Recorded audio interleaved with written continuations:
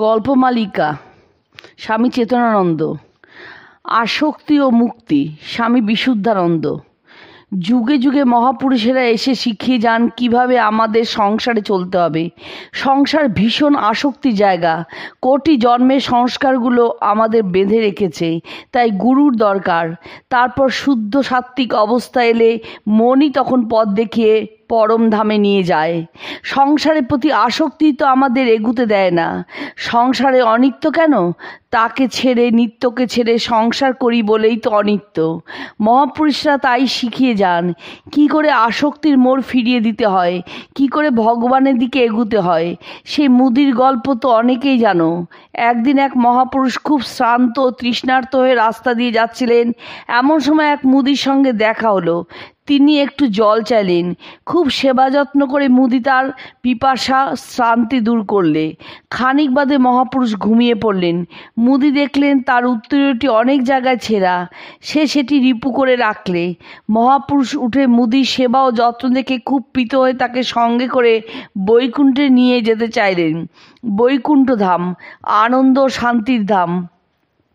মুদি হাত জোর করে বললে, প্রভু, আমার উপর আপনার এত দয়া, আমি নিশ্চয়ই বৈকুণ্ঠে যাব, তবে ছেলেপেলেগুলোর জন্য সব কিছু একটু গুছিয়ে দিয়ে যেতে চাই। আমার 7 বছর সময় দিন। গুরু সময় দিয়ে চলে গেলেন। 7 বছর পার হলো। গুরু এসে মুদিকে ডাকলেন। মুদি ভক্তিতে পায়ে লুটিয়ে পড়ল, কাতর হয়ে বললে, প্রভু, আমি যে এখনও তৈরি হয়ে উঠতে পারলুম না। ছোট ছেলেটার দুর্দশার শেষ নেই, তার উপর নানা ঝঞ্ঝাট নিয়ে আর সামলাতে পারছি না। আপনি আর 7টি বছর সময় দিন।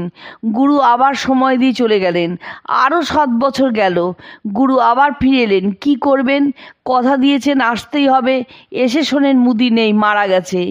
ধ্যানে বসে দেখলেন মুদি মরে গিয়ে বলদ শরীর নিয়ে এখন তার ছোট ছেলের খেতে লাঙল টানছে। সেই ছেলের একটি বলদ ছিল, কিন্তু সেটা দুর্বল, তাই ছেলেকে সাহায্য করতে বাপ হৃষ্টপুষ্ট বলদ হয়ে জন্ম নিয়েছে।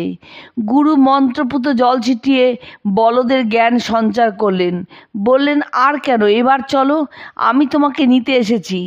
বলদ কাকুতি মিনতি করে বললে, ছোট ছেলেটি একটু সুবিধা হলেই সে যেতে পারবে বৈকুণ্ঠে। বেশি নয়, আর 7টি বছর সময় সে চায়। গুরু আর কি করেন, দিলেন আবার সময়। 7 বছর কেটে গেল। আবার এলেন গুরু। এসে দেখেন এবারও বলদ নেই। বলদের কথা জিজ্ঞাসা করতে মুদির ছেলেরা বিরক্ত হলো। তখন গুরু ধ্যানে বসলেন। দেখলেন বলদ মরে কুকুর হয়ে ছেলের বাড়ি জমি জমা পাহারা দিচ্ছে। গুরু কুকুরের জ্ঞান সঞ্চার করে তাকে বললে, আর কতদিন, এখনো কি সময় হয়নি? কুকুর কেঁদে কেঁদে বললে, প্রভু, আমি অধম, আপনার এত কৃপা পেয়েও বৈকুণ্ঠে যেতে পারছি না। এই ছেলেটার আর একটু সুবিধা না হলে আমার যাবার যে উপায় নেই। দয়া করে আরও 7টি বছর সময় দিন। গুরু চলে গেলেন। আবার 7 বছর যায়। গুরু ফিরে এলেন। এবার আর কুকুর নেই, সাপ হয়ে একটা জায়গায় পাহারা দিচ্ছে গুপ্তধন। ছোট ছেলেকে তা দিতে না পারলে উদ্ধার নেই। গুরু সেই ছেলেকে ডেকে আনলেন। সেই জায়গাটি খুঁড়তে লাগলেন। গুপ্তধন বেরোলো। তারপর সাপটাকে মারতে বললেন। সাপ মারা হলে শিষ্যকে নিয়ে এতদিনে গুরু বৈকুণ্ঠে যাত্রা করলেন। সদ্গুরু তো এমনই হন, শিষ্যকে উদ্ধার করে নিয়ে যান সংসার দুঃখের হাত থেকে।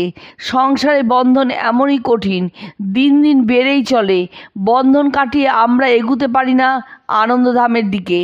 সংসারে যখন অসহ্য যন্ত্রণা ভোগ করি, তখন ত্রাহি ত্রাহি চিৎকার করি, হে মধুসূদন, রক্ষা করো, বাঁচাও এ নরক যন্ত্রণা থেকে।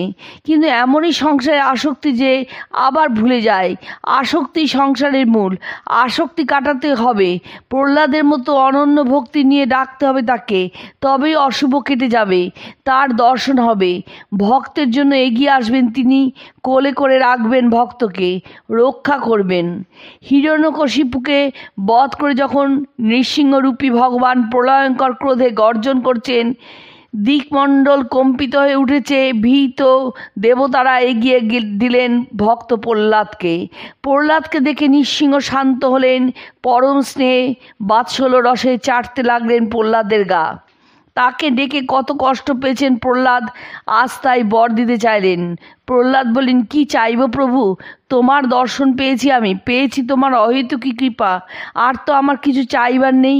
প্রহ্লাদের ভক্তি তো সকাম ছিল না, তাই দর্শনের আনন্দেই ভরপুর হয়ে গেলেন, আর তার চাইবার কিছু রইল না। কিন্তু ভগবত দর্শন তো ব্যর্থ হবার নয়। বললেন ভগবান, না তুমি বর নাও। তখন অনন্যপায় হয়ে প্রহ্লাদ যে বর প্রার্থনা করলেন, যে জিনিস চাইলেন তার চেয়ে উচ্চতর ভক্তি আর নেই। তিনি বললেন, হে ভগবান, বিষয়ের প্রতি বিষয়ের যে প্রীতি, তোমার প্রতি সেরূপ নিবিষ্ট প্রীতি যেন আমার হৃদয় থেকে কখনো চলে না যায়।